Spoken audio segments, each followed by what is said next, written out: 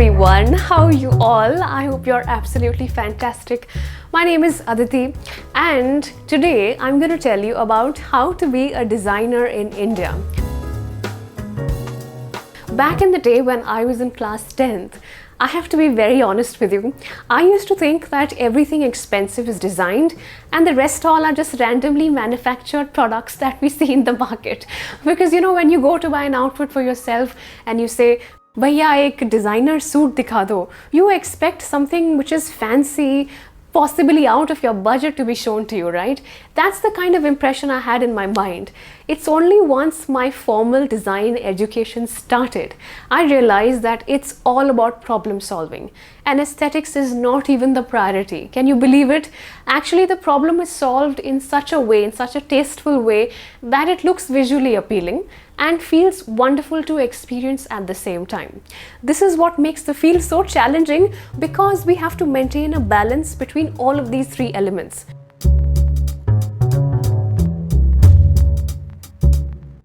Now, typically speaking, in India, there are two types of design schools. There are IITs and then there are traditional design schools.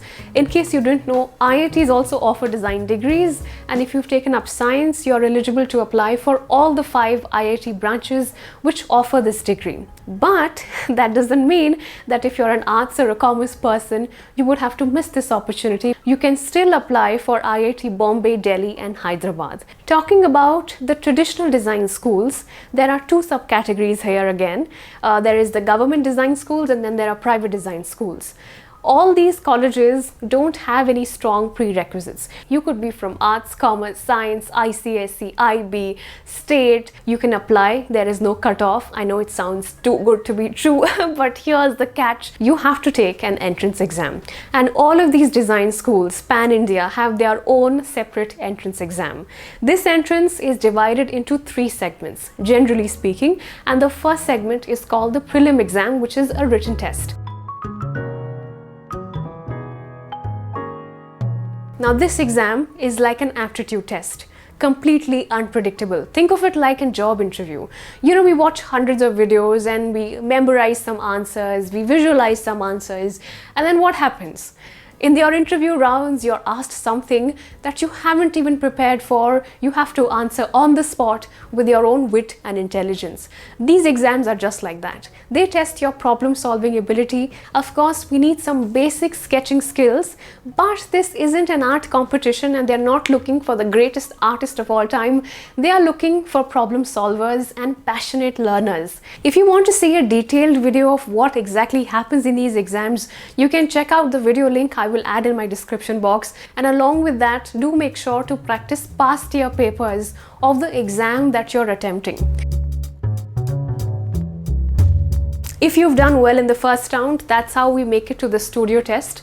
You're actually invited to the college campus. You have to physically travel there, and then you'll be given a bunch of really random material, you know, like clay, plastic, or thermocol and paper, and then you'll be given a theme. You have to understand the theme and then create something that is not just visually appealing, but also follows the theme and makes a lot of sense. If professors have liked your creation, you'll be called for the 3rd round, which is the final round, which is a one-on-one personal interview. And here a college professor, sometimes one, sometimes more than one, will ask you a couple of questions and they will try and understand your personality. Now, this might seem like a little intimidating setting, but I have to tell you this, it sounds scary, but it isn't at all, as long as you're honest and you have that passion for learning. Practically speaking, studying in a design college is a pretty expensive affair, at least for most design colleges. But there are several scholarship opportunities available at the same time which most people aren't aware about. And there are 2 types of scholarships that we all should know about. There is need-based scholarship and there is merit-based scholarship. Now, the need-based scholarship is something where design colleges, every college has its unique threshold, annual income threshold, and if we fall under that bracket, then we are eligible to apply for financial aid, which can be incredibly helpful.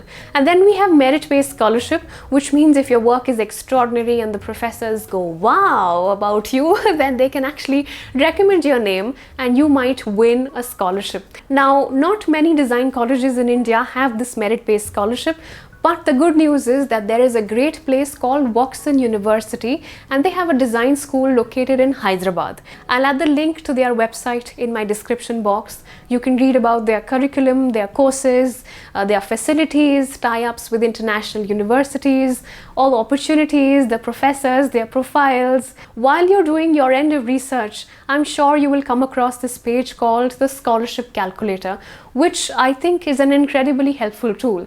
If you've taken any national level design entrance test or the Watson design test, their private design test, you can actually fill in the score, and within a couple of seconds that page will calculate and tell you about how much percentage of scholarship are you eligible to win. For UG, the maximum scholarship can go up to 40%, and for PG it goes up to 50%, which is a lot. The earlier you apply for this opportunity, the higher the possibility of you being offered an even higher amount of scholarship. The Watson Design Test Round 1 is on the 17th of December 2022, which is just a couple of days from now. And even if you feel that you aren't ready for it or you're not sure about this opportunity, I think regardless of that, you must take this test. I'll tell you why. Sometimes the right questions get asked, your strengths are asked, and you might actually nail the test, and you might actually win a really high amount of scholarship, which can be very beneficial to you. And even if things don't go your way, you still gain an experience. It will still teach you something, and that will prepare you for the many more tests which are about to come in the following months. Now, all of this was pre-admissions. What happens once we get into a college? What is taught to us?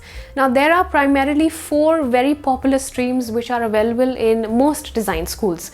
There is product design, graphic design, interior design, and then there's fashion design. Let's start with product design.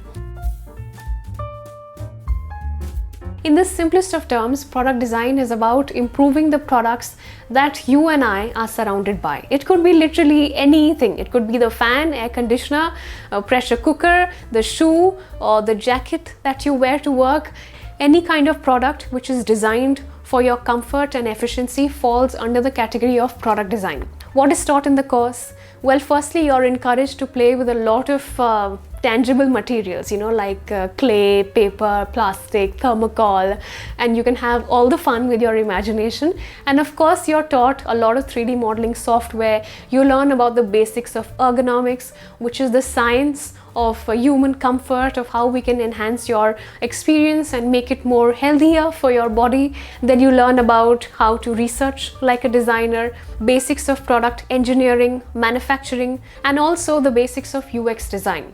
So once you come out of college, you have a lot of options ahead of you. You can either work for a company which specializes in some tangible product, or you can either work for companies which are looking for UX designers, because you've learned the basics anyway, and the design process in UX and product is very similar.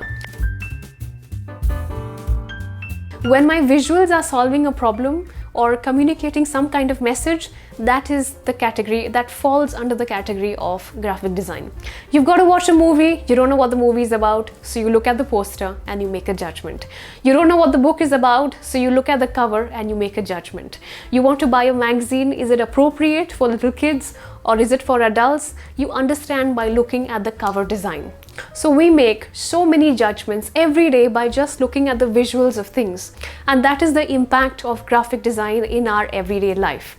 So what is taught in the course? You're taught about the science of colors, basics of photography, the basics of media and history, how to work on illustrations, basics of copywriting, branding. Once you come out of college, you can either freelance, you can work for a design studio, or you can either work for tech companies. You can also specialize as a UI designer, which is user interface designer. You can specialize in logo designing and even app designing. We spend a majority of our time under some living space. Think about it. You're either working in an office, or a hotel, or home, or college, or restaurant, or a train station, or an airport. You're always under some living space. And not wanting to sound like a pessimist, but the truth is, there is always a probability of some natural calamity, or there could be any case of emergency. A professional, trained interior designer keeps all of these scenarios in mind. How can we design the layout of a space in such a way that it's not just visually appealing and feels wonderful to be in, but also ensures the safety and well-being of maximum people? What is taught in the course? Of course, you get to play with a lot of 3D modeling, tangible materials, just like product design, but you will also get to learn a lot about human ergonomics, basics of architectural engineering, lighting design, and of course, lots and lots of human psychology. Once you come out of college, you can either work in a local design studio or you can work for a company which specializes in interior design products.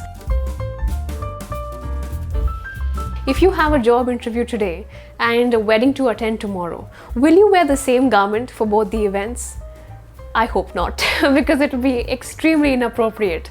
Well, whenever we go shopping, we always want to buy a garment which in a way reflects our personality and which is apt for the event as well. Now imagine in a population of billions of people, everybody is looking for a reflection of their personality. They don't just want an outfit which is suiting their budget, but also makes them feel great about themselves.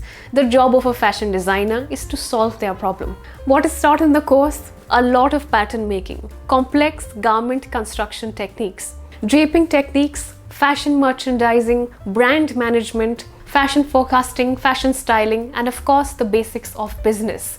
So once you come out of college, you can either work at a local design studio, you can work for apparel brands, or you can also work to start your own label. The choice is all yours.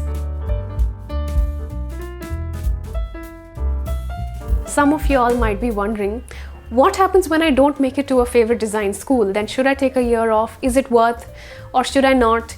If you ask me, in my personal opinion, some people will disagree with me on this, but I think the answer is no. You should not take a year off, provided you have been able to secure your admissions in an equally competitive college.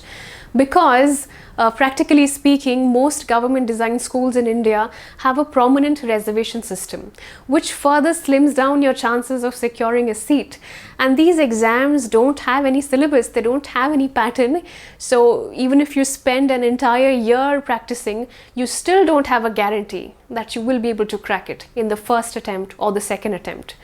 However, it is very important to study in a competitive environment. You know, when you sketch for yourself, you feel you're doing a fantastic job. It's only when you step into a competitive game you realize that there are dozens of people who are miles ahead of you, and that challenge is what pushes you to bring out the best in yourself.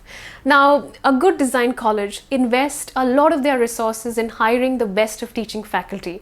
And an amazing professor doesn't just teach you how to draw something that looks fancy, they actually inspire you how to conduct yourself, how to think like a designer, and how to fight failure. You know, in schools, we all fear failure. Nobody wants to fail. It's so looked down upon. But in design college, it's the complete opposite. The professor wants you to fail. He wants you to try something different. And he wants you to analyze the failure and then come back to it and then fight it all over again. And that shapes you as a personality. So all that hard work and effort that you're doing to make it to a reputed, a good design school is totally worth it. I hope, guys, this detailed video was helpful to you in some way. If the answer is yes, please don't forget to like, share and subscribe to my channel. That really motivates me to come up with more and more and more content for you. In case you have any questions, suggestions or feedback for me, you can write all of that in the comments and I will try my absolute best to reply as soon as possible. Till then, have a fabulous day ahead and I'll see you all very, very soon.